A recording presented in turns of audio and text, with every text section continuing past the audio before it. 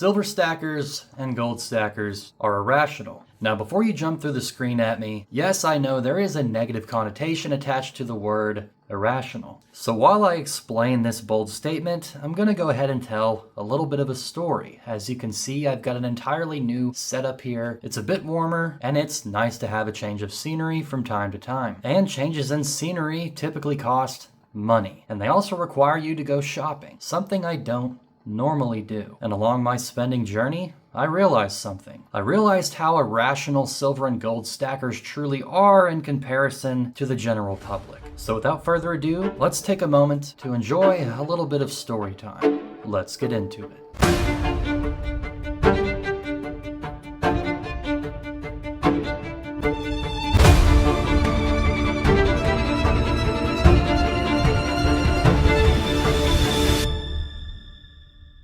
If you guys enjoyed this video, please like and subscribe as we push hard for 7,000 subs. Longtime viewers of this channel know that I've been using the same setup for a pretty decent amount of time, and I wanted to mix things up a little bit, so I went out to Office Depots, Costco's, pretty much anywhere that I thought I could find what I was looking for. I got several new tabletops, a few more candles, a few more props for each and every video, and along my journey, I was exposed to all of the belongings and wants that are supposed to make everybody happy. At least what we're told is supposed to make us happy. Pretty much all of my spending consists of groceries, bills, and precious metals along with a few other investments. That's pretty much the only shopping that I do because stacking silver and gold scratches that material itch that I think everybody has. But lately I've been in the shopping mood for a few more set pieces. And if you're in the mood to do the same exact thing, feel free to check out the sponsor of today's video, PIMBEX. PIMBEX is an online metals dealer with competitive low prices and very secure shipping, and they also happen to be pretty nice people. If you ever have any questions about your order, feel free to call their toll-free number and they will walk you through your purchase and guarantee your satisfaction as a customer. So the next time you're looking to add to your stack, be sure to check out PIMBEX.com. So along my shopping journey, I was exposed to many of the things that we're told are supposed to make us happy. New electronics, flashy shoes, and smart glasses that cost $400 because there's a camera inside of them. I'm pretty disciplined in my approach to my spending habits, and what I see as valuable, but I have my weaknesses just like anybody else. I am a sucker for high visual fidelity, presentation, and the production quality of any given thing, whatever it happens to be. And I came across a TV that was absolutely gorgeous. It was about as thin as a clipboard, 85 inches across, and the image that it produced looked like real life. The demo video that was playing on the screen was some type of Amazon wildlife video that showed the wide color range and extremely high detail, and it looked like I was standing right in the middle of a rainforest, and it was honestly pretty impressive. And I did have a moment where I was a little bit excited about the idea of taking that big, huge, ridiculous TV home. And now I'm not saying there's anything wrong with owning a really nice TV, it's just not something that I need. And ultimately it really wouldn't add anything of value to my life necessarily. But there was that moment while I was looking at it and I thought, wow, that looks incredible. I want that. But those feelings of materialistic excitement and the fun idea of having that set up in my living room quickly vanished the moment I took a look at the price tag. The price tag was $18.99. It was a $1,900 TV, and after taxes, it would probably be up over $2,000. And that price tag was a punch in the gut because I could never see myself walking into a place, seeing that, and actually purchasing it. The financial burden that would place on me, whether I had the money cash in hand or not, seems so incredibly unattractive that I immediately walked away from this massive screen that I was staring into. My excitement for the product ceased just as quickly as it arrived. I was snapped back to reality, and once again I was focused on finding more tabletops and props for the YouTube channel. And I'm not at all against having nice things. I think it's nice to have nice things. But as a stacker, I just didn't see the real value in it. And as I was walking away, I thought to myself, man, I could just buy a ½ ounce of gold instead of that giant TV that would lose its novelty after a couple of months. I'd much much rather have a half-ounce lunar horse from the Perth Mint than a giant display in the middle of my house. And that's where the word irrational popped into my head. These are the things that the general public buys, whether they have the cash in hand for it at the time of purchase or a credit card. The end result is the same. The things that are valued in society, the things that are coveted and pursued, aren't quite the same as what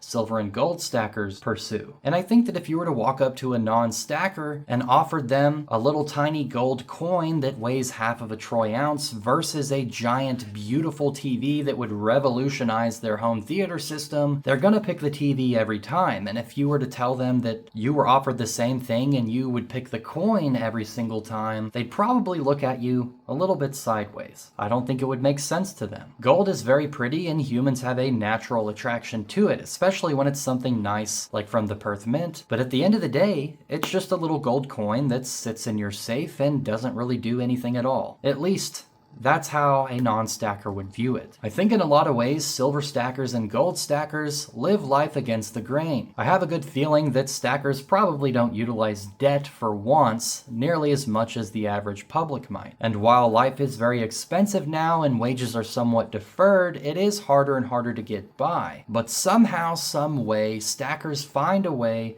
to build up the cash in hand to make these very, very expensive purchases like a quarter ounce or a half ounce or even a whole ounce of gold. Stackers remain calculated and disciplined in their approach to finances, and that's how they're able to pick up things like 10-ounce bars or 20-count tubes of Buffalo's, ASEs, and Maples. If they were to stop doing that and turn around and apply the same methods towards regular material desires, they'd be driving nice sports cars, lifted pickup trucks, and they'd have the nicest TVs in town. But a lot of these things ultimately don't have any real value, and they don't bring you satisfaction long term the way silver and gold stacking can. And I just feel that that's what most people don't understand. And that isn't their fault that they're unaware of the beauty and benefits of silver and gold stacking. I mean, if you take a look at the media, all that's pushed on us is beauty products, clothes, new technology, and exotic vacations, and whatever the trending topic of the week or month happens to be. And with all this noise that we're exposed to, it can corrupt our view of real value. A lot of American households are poorer than ever, but then they also happen to have the nicest, most up-to-date products available, and they get them as soon as they come out. I don't mean to be too harsh about this, but it does seem to be some type of mass psychosis that we have to get the latest and greatest thing, otherwise we're falling behind and we're failing in life. And that can't be farther from the truth. The big players in this world know where the true value is. It's in land, real estate, precious metals, and income-producing assets that are very relative to today's modern economy. But the 99% beneath that gets pushed product after product after product and service after service after service, and we're told that that's what life is about and those are the things that we need. So when you take the mass public's perception of what they should or want to spend their money on and you compare it to what silver and gold stackers are doing, it makes silver and gold stackers look pretty weird. And to be honest, I'm okay with that. I'm okay with looking like a weirdo at home with all of his shiny rocks sitting on his table. It's an interesting thing that silver and gold stacking can do to someone's perception of what value is, and it can also significantly affect your lifestyle as well. I've heard countless stories about people quitting drinking, quitting gambling, and overall quitting financially reckless lifestyles whenever they found the amazing hobby of silver and gold stacking. And that's not to say that silver and gold can go down in price